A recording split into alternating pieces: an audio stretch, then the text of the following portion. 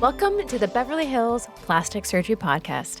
My name is Dr. Millicent Rovelo, and I'm here with my co-host, A1 Dr. J. Calvert, who's trying to caffeinate himself as we speak. Present and accounted for.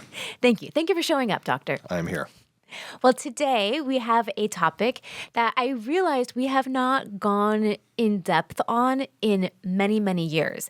And what we are talking about today is Liposuction 101.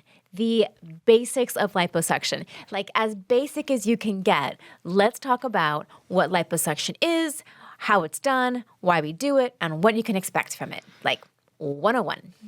Well, liposuction, I think, is a very cool procedure, and it is misunderstood in the brains of, I think, the public and of surgeons because people think it's kind of simple. They think it's like just sucking fat out. Yeah, like it's pretty straightforward, right? It's minimally invasive. It's not really even a surgery, right? Well, it is. And you can create problems with it, number one. But number two, getting great results with liposuction, I think, is very, very difficult for many reasons. And like getting an okay result is fine. You can get an okay result. But getting great results is really hard. Well, let's keep it basic because this is the 101. So let's talk about what liposuction even is. Like, how do we do it? Sucking fat. At its most basic. And I'm not talking like chicken fat on your chicken you baked for dinner. I'm talking about putting metal tubes, under the skin through small incisions and removing the fat that lies between the skin and the fascia of the muscles. It's the fatty stuff. The fat We're going to get rid of it. Yeah. So love handles, this is bellies. Arms, name it. All of the above. We can suction all of the above. And this is for fat stores that are external to the muscular system of your body. I had a patient who I had told ahead of time that we were doing some kind of liposuction, skin excision procedure on her. And I said, this is not going to make that big a difference for you because you have a lot of fat internally. And sure enough, after surgery, she said, you didn't take enough fat. I was like, there's literally no fat left on the outside. Everything is left inside. And you don't want me going inside your abdomen with a liposuction cannula. And so that's the deal. You are taking fat that is outside of your internal organs and structures and muscle. So typically, liposuction is not really designed to be a weight loss procedure, and it's not designed to necessarily skinny you down dramatically, although it can. It can. It's perfectly designed for areas of what we call stubborn fat. So these are people that otherwise eat pretty healthy, are in good health, they exercise, and they're relatively normal to maybe a little bit overweight, but they just have these areas that they just cannot lose fat no matter what, no matter how skinny they get. And so that can be the love handles. It can be the saddlebags, the extra fat on the outside of the thighs. It can be really anywhere, but those are sort of the classic areas where people just struggle. No matter how much they starve themselves, they are never going to lose these areas of extra fat. So that's where liposuction really shines as a way to help contour those areas. But it also works really well if you do just have some generalized extra fat in your abdomen or your thighs or wherever, your arms, that you want to lose. It is really good for all of those areas, but it is not an alternative to weight loss. No, I mean, that's something you have to understand. If you're going to have liposuction, you should be at sort of your goal weight, your ideal weight. Yeah. And then point to places like, get rid of I want this off. Yeah. And it can be multiple areas because we do that. Oh, I want my arms, I want my abdomen, I want my thighs. Like, fine. Yeah. I mean, there's a camp out there, Dr. Rovelo, that thinks that liposuction is part of a weight loss regimen, and they mark it as such. I just don't think that that's really true. Yeah, and even if we do take out like a larger volume of fat, you're not really going to see it on the scale. Nope. You're not going to come away losing 10 pounds, maybe a pound or two at most, but where you're going to see it is in how you look, how your clothes fit, how you feel. So it's not, certainly by no means like a weight loss on the scale kind of technique. Definitely not. And people do not lose weight. You'll tell a patient, we took out nearly 5 liters of fat. And they'll say, oh my God, how much weight did I lose from that? I go, you're not going to lose any weight from that. Yeah. It just doesn't weigh that much. It doesn't work that way. Yeah. It's not like you're like cutting off a foot, which may, cause you to lose some weight because, you got rid of the bones there. Right. But this is not a weight loss thing. It's about contour. It's about contouring. And so the idea is that you can do liposuction on its own. You come in, you point to those areas you don't like. You can do liposuction in combination with other procedures, most commonly tummy tucks. You can do it with breast reductions. You can do it with anything. It's kind of like oh, by the way, while you're there, can you do some liposuction? So a lot of times it's combined with other procedures as well. The most important thing to decide, though, when you're getting a liposuction procedure is what are you going to do about the skin that's left behind? And that is where people can really get into trouble. Because if you are shrinking the size of something, you have the fat, but then you have the skin that covers it. And that skin has to shrink down the same amount as the fat is. And if you are young and you have good quality skin and you have good tone, the skin will shrink back. It'll snap to that new size. If the skin's been stretched out for some reason, whether that's from weight gain, weight loss, from pregnancy that stretched out the abdomen, that skin is not great quality. It does not have good snapback response. So if you deflate the skin and you remove all the fat that's underneath it, and the skin doesn't contract, now you're left with this hanging extra skin. And so that's when the doctor hopefully we'll talk to you about needing also maybe a tummy tuck or some other kind of skin excision so that you're not left with this extra skin hanging around. Yeah, I mean, the skin evaluation is key because there are certain patients that I'll look at and say, I think we can just suction this out and it's going to be fine. Mm-hmm. And then there are other ones I'm like, if we suction this out, you're going to have hanging skin and we're going to need to do an excision. So why don't we just plan for that now? Right. And the other thing that I've noticed is in aging skin. So once you get past 45, 50, even if you've never had a baby or you've never had weight changes, talking about the abdomen, if you were to do liposuction of that abdomen, the skin's going to get a little bit loose and crepey. And it might not be enough to require an actual excision, but what ends up happening is because the skin kind of hangs a little bit differently and it's been emptied out in areas, you can get what looks like contour deformity, some little like rippling and lumps and bumps. And it's not because the surgeon did like an irregular job of liposuction. It's just that you have this extra skin that kind of dimples and doesn't lie flat and straight. And so I'm really cautious in liposuction in older patients, especially in the abdominal areas, because they can get kind of a lumpy, bumpy contour afterwards. Yeah, I mean, that is for sure. And that's what everybody associates with bad liposuction is that there's lumps and bumps and dents. And I have seen my fair share of that from people who've come in and say, can you fix this? Yeah. And it's a Herculean effort that often requires multiple operations. So you want to get it done right the first time.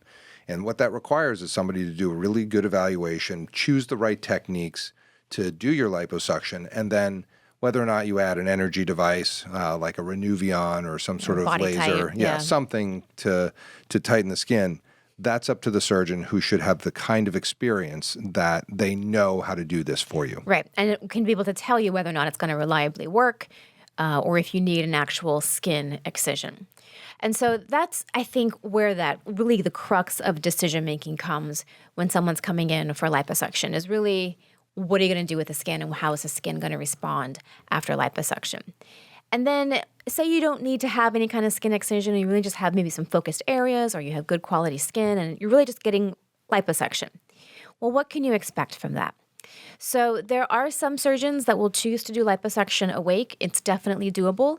Depends a little bit on the area and how much needs to be removed. I personally don't like doing awake liposuction.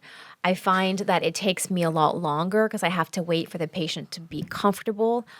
I feel bad causing pain, and so I don't go as aggressive as I would like to go in terms of being able to remove all the fat because I'm feeling it on the patients kind of like, they're uncomfortable. There are ways you can make them way less uncomfortable. It's not going to be an incredibly painful thing, but you're going to feel it. Like you're going to feel moments of pain and discomfort during this procedure. I personally am not a fan of that. If you're healthy, let me put you to sleep and I can just do what I need to do and know that I can do a great job for you. And I'm not encumbered by the fact that you're uncomfortable. Yeah, I mean, if it's a small area, like doing a wake lipo makes sense to me. Yeah, I mean, it's under the chin. I think we've done that before. Yeah, Right? I've definitely had a wake lipo as a patient, and it's like but, take a little of this out. It's okay. Small areas, yeah, small stuff, and in the right patient. Yes. You have to know yourself, know your patients. So it is doable. Now, certainly, if you're doing large volume liposuction and you're taking a lot of fat or you're doing multiple areas, there is a threshold that most people hit in terms of how long they can tolerate pain and discomfort for any period of time. And so you might want to start thinking about, those thresholds for your patients. So you can do it awake or you can do it under general anesthesia. The procedure will take as long as it takes because it just depends on how much fat needs to be removed. I have some women where it takes me, 30, 40 minutes, and with some women, it's there all morning. So it just depends on how much we're removing. Yeah, that's true. And it has to look good. And it has to look good. And I definitely take my time with liposuction. There is this conception that, it's such a small procedure. It's minimally invasive. How long could it possibly take? I can do this at lunchtime. It's like, well, I don't like those lumps and bumps. I don't want contour irregularities. I really want to make sure that I'm doing it safely and that you're going to get a result. I think most of us all use the SAFE technique. This is a technique that's designed for liposuction where you have SAFE in the SAFE. And the S stands for separation, which is when you run these instruments and cannulas through the fat to break up the bonds that keep the fat together. And then you have the A for aspiration and then FE. So FE means fat equalization. So you break it up and then you aspirate and suck out the fat, and then you go back again without any suction, and you use your instruments again to blend and contour and get rid of any kind of irregularities. That takes time. That is not something you can do in a short amount of time. So to do it well, you do have to invest a little bit of time into the procedure. But then, the patient wakes up and they go home. They go home the same day, and then they're dealing with their aftercare and their recovery. Yeah, I mean, the SAFE technique is, if you do it right, it does take you time. It takes time. I'm not in a hurry to get done with a liposuction operation. I'm in a hurry to get great results. Yeah. And that is the key. And I think people that think you can rush through, I think any operation is, they're missing the point. Although I will say, sometimes we write all those things like on the board that we're doing on this patient, and you're like, man, that's a lot of work. It's going to take some time. So you just have to set them up, knock them down. And lipo is no different. Typically if I'm doing like a liposuction case, and I had, during the pandemic, I had a lot of total body lipos. I don't know what that was. My patients were just like, Dr. Calvert, I've gained so much weight. I'm going to the gym, help me. And then literally you suction the thighs and the calves and the abdomen and the flanks. And, it's a lot. And you can get out, 5 liters. So in the outpatient setting, one of the kind of rule of thumb is 5 liters of fat aspiration. Right. And go home. Yeah, and that's and it. not be admitted. Yeah. Yeah. Otherwise, if you want to do 11 liters or something like that, you need to be in a hospital because the complication rate goes up. Yeah. A lot. A lot. You have fluid balances and blood pressure and all of it. But also, if you're doing 11 liters of liposuction, we need to talk about some life choices here. Maybe liposuction's not the answer for you. Maybe we have a problem that we need to address. How about a little honesty here? Yeah. But there is a threshold, especially if you're doing it in an outpatient surgery center, and it's about 6 liters before you might have to think about staying overnight somewhere just to monitor your vitals and your fluid status. But in general, these patients go home. And there will be some discomfort. I think people are really surprised by how uncomfortable and painful liposuction can be afterwards.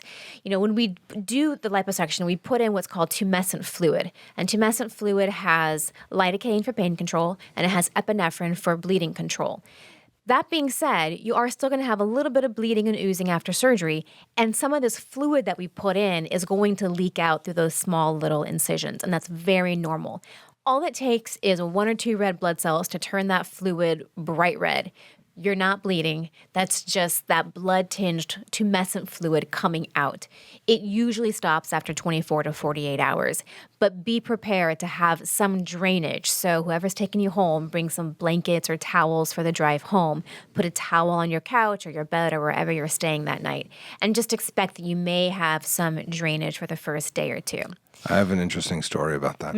So one time in my residency, we were doing liposuction on a very, very prominent person who is billionaire kind of status. And we did the liposuction, and then they wanted to go to their plane and fly back to their hotel in another city where they were staying. And so we did the work, and then as soon as he was awake, he's like, I need to go to my plane. And we're like, all right, we'll take you to the plane. So we go to the plane, and as he's walking up the stairs of his plane to, fly away, we could see the tumescent fluid like leaking out through his clothing. And I was just like, those leather seats. And I could only imagine how much of that tumescent fluid was going to wind up in the fully adorned 747 he was walking up onto. I was like, no.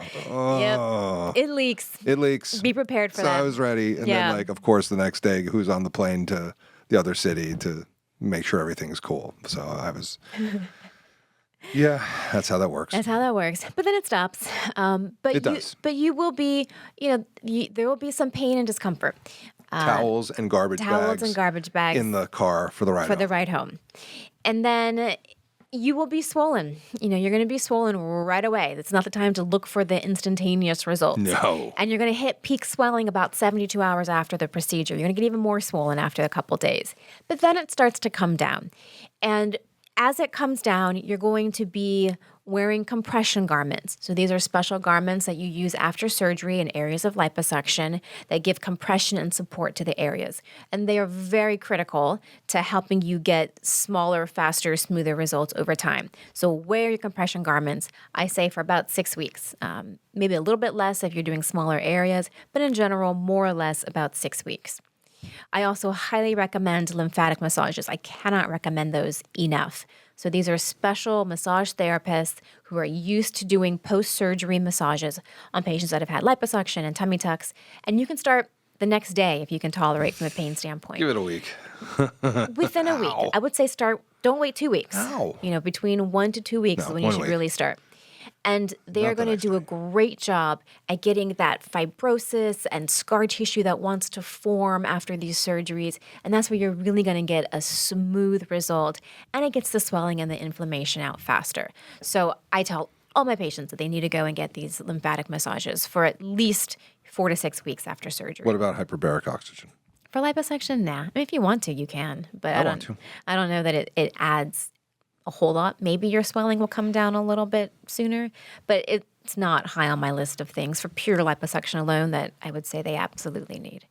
One thing for the guys that they need to know about if they have liposuction of the abdomen is that the fluid from the tumescent fluid travels south. Yes. And yes. This is a very common It can be very complaint. disconcerting to the men. Or awesome. Or awesome. Depending on how you see it. But it does travel south. It does travel south. And it pools in certain areas. So, you have to kind of be ready for that. We're talking about the scrotum. Yeah, so scrotal elevation is kind of key for the dudes. Yeah, put some pads under that because it put can it up in the air, definitely get swollen. Yeah, that is for sure. That is a common complaint. Yes. I mean, now I just make sure I tell all the dudes about it. They're like, got it. Noted. All right. Yeah. Yeah. So the swelling and the fluid, that's definitely just part of the deal. And it does. It travels south. It does not just to your scrotum, but down to the legs and to the feet. And everything gets swollen. That's just kind of the way it is. But you got to get up and move. So this is where it's important to get up right after that same evening of surgery, walk around, get the blood flow moving, keep things going. And then depending on how much liposuction you had and where you had it done, you can start getting back to exercise within a couple weeks. These are tiny incisions. They don't take long to heal. You're going to be a little more swollen after you exercise, but that's okay. Just keep your garment on and it'll be fine. But you definitely can get back into doing get back to doing exercise pretty quickly after the liposuction procedure. Yeah, I mean, I think so. Complications people should know about? What's going to happen Complications. that you have to worry about? Yeah, so you can have, the rippling that we talked about. That's probably the most common complication we see. You can have fluid collections, some of the fluid kind of pool, Seromas. a seroma, especially after large volume liposuction. That can definitely happen. This is not a complication. It's just sort of an outcome. You're going to have numbness for many, many months and some pins and needle tingling feelings as those nerves start to wake up. And that's very, very normal, but it's just part of the deal.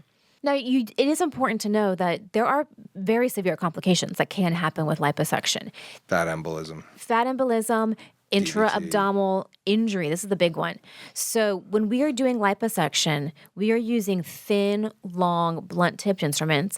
And if you don't know where you're going with these things, or if you have a really thin abdominal wall from having babies or weight loss, it is possible that these instruments can get into the abdomen and injure bowel and organs internally. I have never seen that, but certainly it's described and it's out there and it happens. So this is where you really have to kind of know your surgeons, but also just understand that this is a surgery and it is a real surgery. It's not just some little frou-frou laser thing, and it has the potential for very real complications. So that's just, I think, going into any surgery, it's important to know those kinds of things. 100%. That's the reality. But if you go to somebody who knows what they're doing, that's probably pretty low you risk. lower the risks of those kinds of things happening. Really low. And you're really kind of stacking the deck in your favor. Yeah. I mean, never say never. I know. You can't stand on our high horses and say Nope, never say not- never. I'm not. But stack the cards in your favor. And don't have this done by your neighborhood gynecologist. Just don't. Just don't. Because they're out there doing it. They are. They are. And so go to a plastic surgeon. Just, Didn't we go over that did. lawsuit of, yes. this A-list male actor suing his gynecologist who did his liposuction? Yes. Yeah. So Yeah. just don't. That seems like a risk it. swing and a miss. Yeah. So that's something that's very important to know. And then I think the only other thing I want to talk on briefly, well, actually two things I want to talk on briefly, is the long-term recovery from liposuction. Because people always ask, well, does the fat travel anywhere? And does it come back? So fat does not travel in the body. I think you said this on one podcast. It doesn't pick up this little suitcase and get on the bus and go to the arms. That's not how fat works in the body. It doesn't travel. But if you gain weight, if you have a caloric excess relative to what you expend and you gain weight, it has to go somewhere. Now, you still have fat in the areas that we did liposuction on, but you have decreased amount of fat. So there's not as many little fat cells to glob onto the excess. So it may go somewhere where you didn't historically gain fat as much. So if you usually got weight gain in your abdomen, and then we did liposuction there, maybe now you might get a little bit of weight gain in your thighs. So it's not that the fat moved, it's just that you are gaining weight somewhere maybe a little differently than where you did before. Because you can gain the weight back really quickly. It's not impossible. Those fat cells are not permanently gone. So it's possible to gain weight again after liposuction. Well, I think the fat cells that you've taken away are gone. But there's still fat cells remaining. But there are still fat cells there, and they can get really as big as they want. As big as they want. As big as they want. Yeah. And so that's where I find photos really helpful. You take the photos at 6 weeks and 3 months. And then when that person comes back in a year and says you didn't take enough fat, you can go back to the 3-month photos and be like, see what you looked like there? Yeah. Yeah. You look we pretty. did. Yeah, we You're did. good. Just be patient. Yeah. It does take time. And if you do gain weight after lipo, then you're going to be disappointed with your results. So diet and exercise do go along with getting the best results out of your liposuction. Absolutely. For sure. For sure. And then the last thing I want to talk about, because people bring this up sometimes, there's various kinds of liposuction you can do.